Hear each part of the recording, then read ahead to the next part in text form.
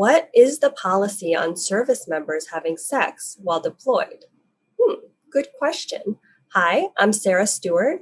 I'm the social health scientist at HJF in support of the Consortium for Health and Military Performance. I'm here to help answer that question because it's one of the common relationship questions we get here at HPRC. So there's no single military-wide policy that specifically says military service members aren't allowed to have consensual sexual relationships while deployed. But as with most military policy questions, the answer isn't quite so simple.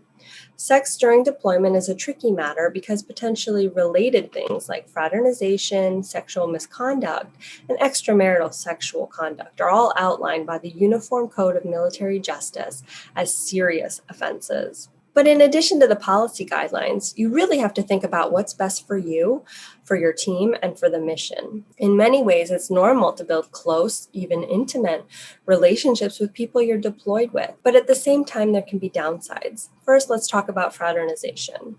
Fraternization is most often considered a problem when the relationship is between an officer or trusted leader and someone who's enlisted or someone who's a trainee. The issue is really about whether the relationship compromises the chain of command or disrupts order, morale, and standard operations. But let's put that aside for a second and say you're not engaging in fraternization and you start a relationship. How is that going to impact your focus and your ability to do your duties?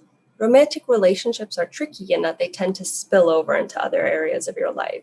So if things are going well, great. But what about the days when your relationship isn't going so smoothly? All of that can impact your focus, your emotional health, and your performance. You also have to think about your teammates and how they might react.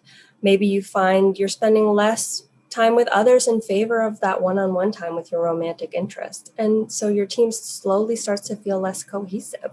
So there's really no hard and fast or easy answer. The circumstances and possible impacts all matter.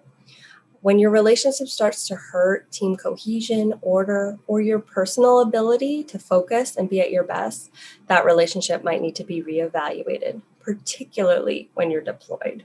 If you want some more information on topics like these, visit the Teams and Leadership section on HPRC.